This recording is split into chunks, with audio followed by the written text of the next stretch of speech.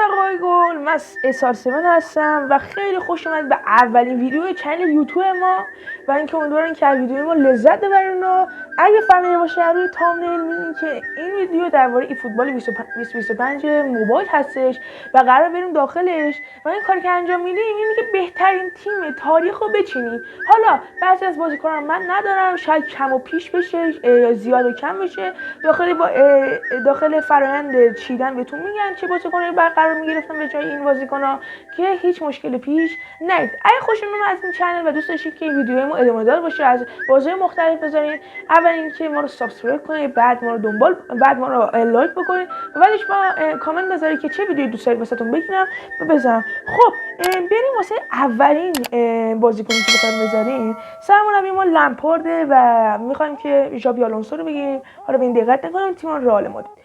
اولین چیز که مهمترین چیز داخل بازی میشه گفت یکم مهمترین چیزاست گلکیپره که اگر گلکیپر درست حسابی نداشته باشید شما تیمتون به احتمال زیاد گلای خیلی زیادی میخوره. ولی ما اینجا برام مهم نیستش که اوورال بازیکن بالا بشه یا پایین. الان بعد ببینیم بهترین دروازه‌بان که توی تاریخ فوتبال وجود داشته چه کسیه. ما کاستیاسو داریم توی دنیای فوتبال، ویدال رو داریم توی فوتبال، الیور کان، نویر. بهترین از نظر من بوفون هستش. بوفون بهترین دروازه‌بانی که میتونه وجود داشته باشه درون تاریخ که خیلی جام‌های زیادی برده، کلینشیت‌های خیلی زیادی داره، بازیکن‌های خیلی قوی داشته. سنتر بک که دفاع وسط اون میشه که یکی از مهمترین و یکی از چیزهای مهمی که داخل تیم باید باشه دفاع وسطه که یکی از بزرگترین دفاعهای دنیا که درون هم چپ بازی می‌کنه هم وسط که مالدینی رو ما نداریم. پس خودتون به بزرگیتون ببخشید و ما میریم سرخیو راموس رو میذاریم. سرخیو راموس از نظر من بهتره پائولو مالدینیه، ولی پائولو مالدینی بهتره از فرانس بکنباور که الان گذاشتیم داخل تیم.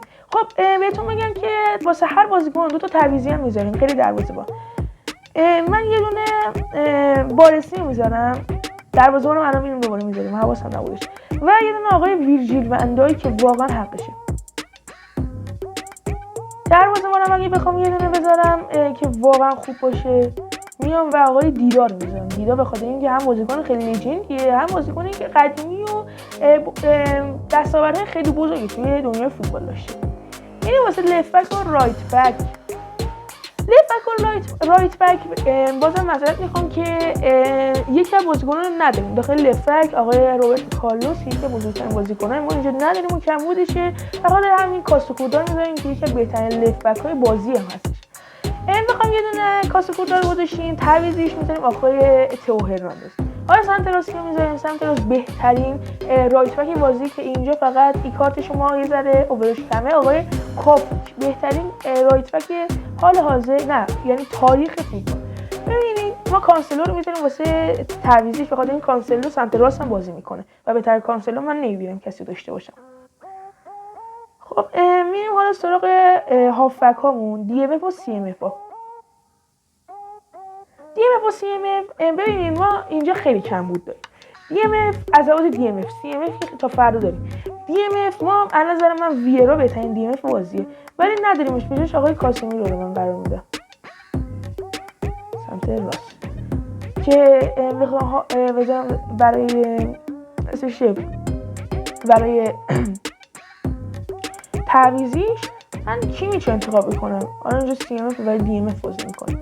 من کیمیچ انتخاب میکنم که عنوان بهترین دی ام اف برای تعویضی میتونه باشه. سی ام اف این همه بازیکن وجود داره. حالا بگید شاید احساس کنید چه بازیکن رو بخوای بردارید. یه بازیکن عادی مهندس فوتبال از نظر من بهترین سی ام اف تاریخ آقای تونی کروس که هر دلش می‌خواست میتونست پاس بده. و به جای دفعه تعویضیش هم آقای اسکولز به خاطر اینکه ما اینجا یه ذره دستمون بسته است چه بازیکن رو بزنیم داخل تعویضی خاطر اسکولز فقط داریم. میریم برای بعدی که AMF باشه که یکی قلب‌های تیم هستش که باید یه بازیکن پاسور باشه. اینو دیگه همه میدونن. بازیکن پاسور خیلی خوب بده. اینجا کوین رو داریم، پاسور دیگه اودگارد رو داریم و آقای جودو داریم. من کوین دی بروینه رو میذارم. این نسخه‌شو که 101 میشه. و برای تعویضش هم آقای جود بلینگام میاد اینجا. خب 4 تعویض بیشتر نمونده و 3 تا هم داخل. یه ذره کارمون سخت میشه که چه بازیکنو برداریم ولی من میدونم چه بازیکنایی باید برداریم. LF آرم در تیمون نمیخوره و من بازیکن زیاد داخل این پست ندارم. میریم لفت بک و لفت وینگر و رایت وینگر بخشیم. رایت وینگ بهترین بازیکن که در رایت وینگ میتونه قرار بگیره آقای لیونل مسی، یکی از گوت‌های فوتبال، هستن ایشون.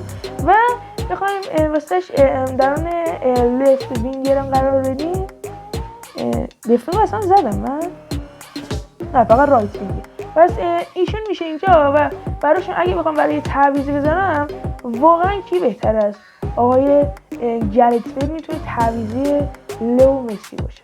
ببینید در این پست رایت وینگ زدیم، خب بازیکن زیادی نبودن که بخوام بزنم، چون من نیمار مد نظرم داخل رایت وینگ، لفت وینگ که من این دو تا رو قاطی میکنم. حالا میریم سراغ اس اس و سی اف.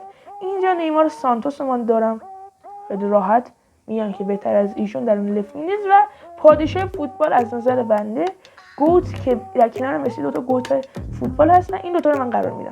حالا بریم واسه تعویضیاشون که 3 تا تعویضی الان ما داریم. یکی دیدیر دراگبا سردو رو من میذارم، یکی آقای مارادونا بازیکن فوق‌العاده خدای آرژانتینی، و در آخرم یه بازیکن میمونه من امباپه دوست دارم قرار بدم. این نه، این کارتش نه، این کارت امباپه نه، کارت رئال مادریدش. خب این از این. ما بریم شماره‌های تیم رو درست بکنیم که 4 و 5 8 نمیشه و 2 قرار بدیم.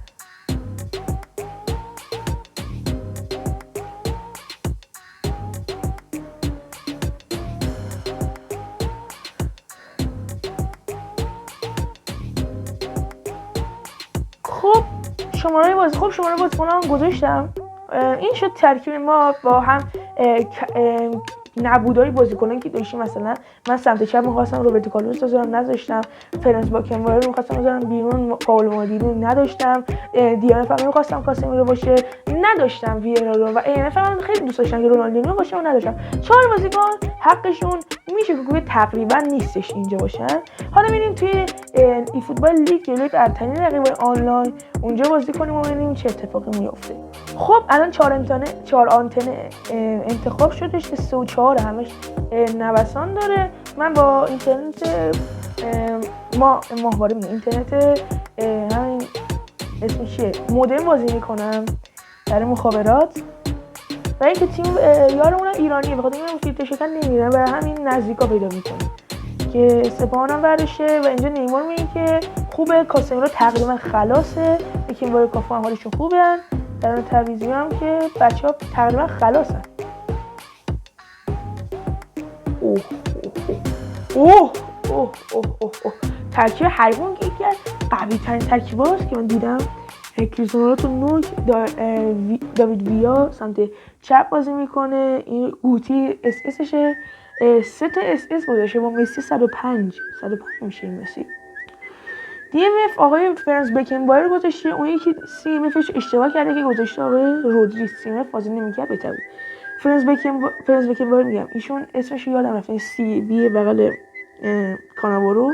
حالا اگه تو بازی یادم افتاد میگم کاناوارو 106 یکی بهترین دفاعی بازی، کافو که گفتم بهترین راست بازی، چپم که از نظر من گزینه اشتباهه. و یکی از باک‌های بازی آقای اوبلاک. تلویزیونش هم که میبینید دیگه حرفی ندارم. میبینیم 3167 در مقابل 3108.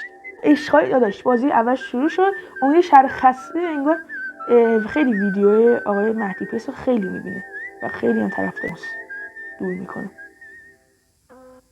بسی فراره بابا، من زدم شوتو، نمیدونم چرا نزد. من یک کات دارم زدم، نزد شوتو، اشغال ندارم. فهمیدم داره دروازه اونو میره جلو. بکنبایر، کافو، سرجیو راموس، کوین دی بروینه، لئو مسی. چه سانتی وای رونالدو افتاد زمین. بزن کوین. چقدر لک این موجی، لک داریم به حریف گل میزنی و این 4 آنتنه پیدا نکرده بود. نمیفهمم چطوری لگی ما. و اینکه اوبلاک اونجا بازیکن ما رو زد کریستیانو رو، نمیدونم چرا خطا نگرفت. سرجیو راموس داره سان میکشه، آخر زمانه. کافو، راموس، سانتی که کشیده شد اول واسه من سلکتش واسه نیمار اومد، بعد رونالدو. وای این مسی وای بر من این پاسی که داد. ای بابا تاکسیک هم هستش حریف. بعد جنان تاکسیکه حریفمون. نمیدونم میتونیم بزنیمشون یا نه. داخل کامنت ها بنویسید. نیمه دوم یه تغییراتی رو من باید اعمال بکنم. واسه خیلی بدی بودش. تونی با هدش هم پاسای عالی رو میفرسته. مسی پاسش نرسید. حیف.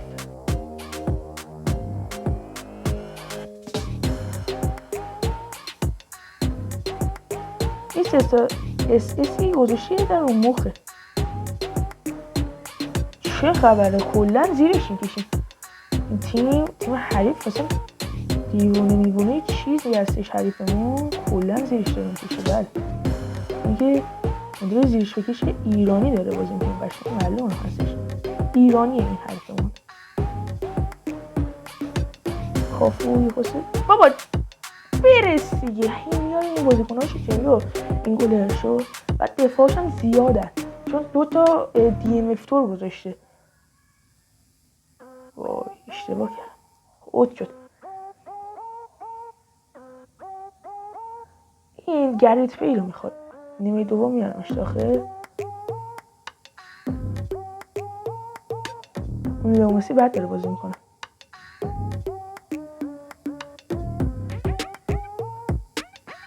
رونالدو چش موشکی زدش. چطوری میگیره اینا رو اولاد؟ گفتم اولاد خیلی باگه.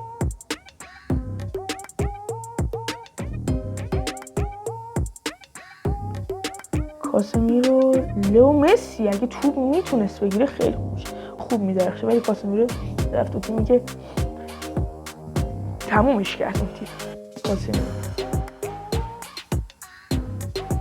گرت بیل خراب کردی واقعا همه چیز خودت. چه لویه بدی خودشون. وای گفتن گلو زد. وای که من گفتم گلو زد. گلو دوم. من باید این بازی ببرم. حالا هر جور شده من باید این بازی ببرم. بوفون ارسال بلند. کاپیتان بوفون هم هستش. بکنم به مغز بازیکن‌ها تاثیر بذاره. گفتن بخاطر اینکه اووراش پایینه قدرت کاپیتانش پایینه.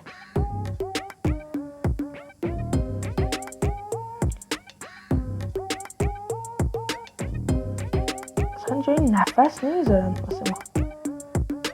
وارسی بود اون یکی. این مسی چقدر خوبه حاجی. لگ داریم بازی میکنیم و حقا فعلا که برده. حریفم خیلی قویه. این میخواد بیاره جلو. من خودم فهمیدم که میخواد بیاره جلو بازی کنه. کریستیانو رونالدو. حالا تاکسیک بازی در میون واسه دقیقه 65. دیگه چی بگم؟ اصلا زبانم قاصر است از این گل زیبا. چقدر خوشگل رونالدو فرار کرد اینجا. پاس گل کوین نگاه کنید. اوورد جلو. فهمیدم من.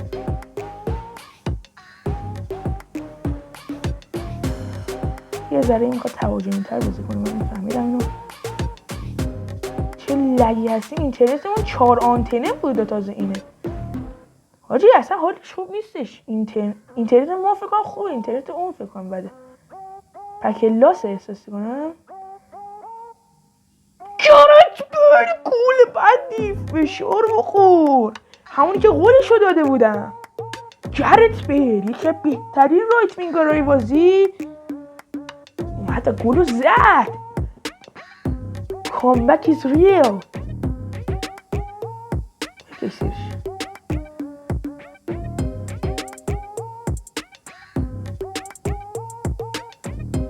چقدر خوب اومد رونالدو اضافه شد. چه گلی. چقدر خوب اومد رونالدو. 2 نفر رو دیدی چطوری با سرعت زیاد شو گذاشت. واقعا این کارت کریستیانو رونالدو خداست. اگه بذاری یه بار دیگه ببینین گلو به فشاری شد معلومه. ببین چطوری این 2 نفر رو تو قوطی گذاشتش. اصلا اینقدر سرعتی زیاد بود. امباپه کیه؟ کریستیانو رونالدو رو دارم. همین رونالدو رو هم داره. یه هتریک اون نشه با کریس. نیمه دوم نیمه مربیان بود. قشنگ معلوم بود. رونالدو هتریک تموم کردش تیم امید شهر خسته رو و اینکه کریستیانو حالا 4-1 میکنه. لفتو بده و برو.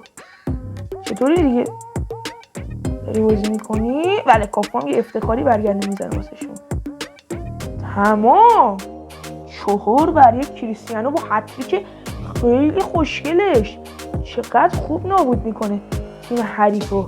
کریستیانو رونالدو 3 تا زد نکنید 7 تا شوت زدیم 6 تا تو چارچوب 2 تاشو تازه سیو کرد 4 تا اون زد 2 تاشو تو چارچوب 2 تاشو ما سیو کردیم. بعد چطوری الان یکی اون گل زده؟ من نمیفهمم اینقدر این فوتبال اینقدر که منطقیه این بازی من واقعا درک نمیکنم. چه بازی دیگه غیر از این بازی اینقدر منطقیه؟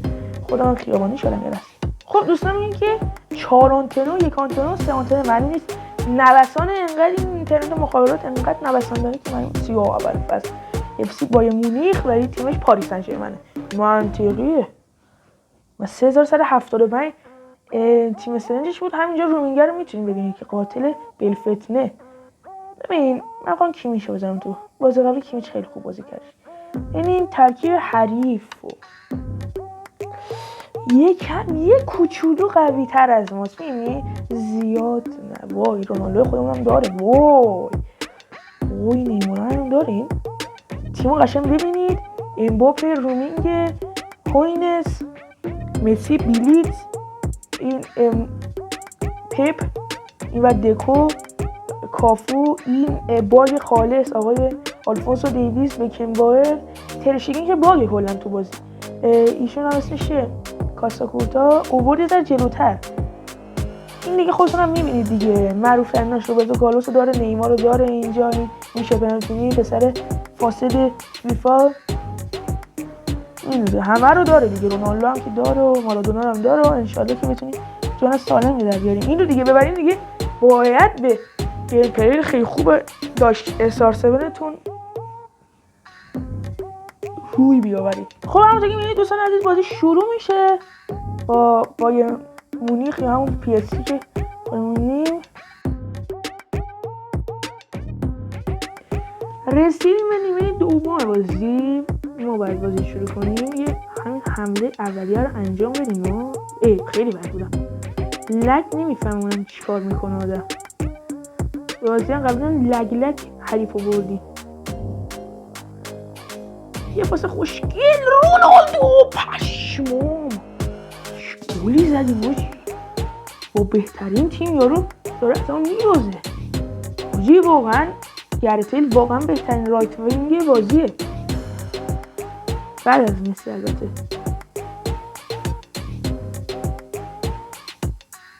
خیلی بد بودم. وای گل بدی خیلی بد بودم ولی گل بازم. بابا مال این حرفا نیستی. کسی که اسمش بایر تیمش PSG خودش بایر مونیخ دیگه چه توقع باید داشت؟ یارو بازیش هم خیلی خوبه ها. ببینید دیگه همه چی که ترکیب نیست نیمار رو آورد تو بایر.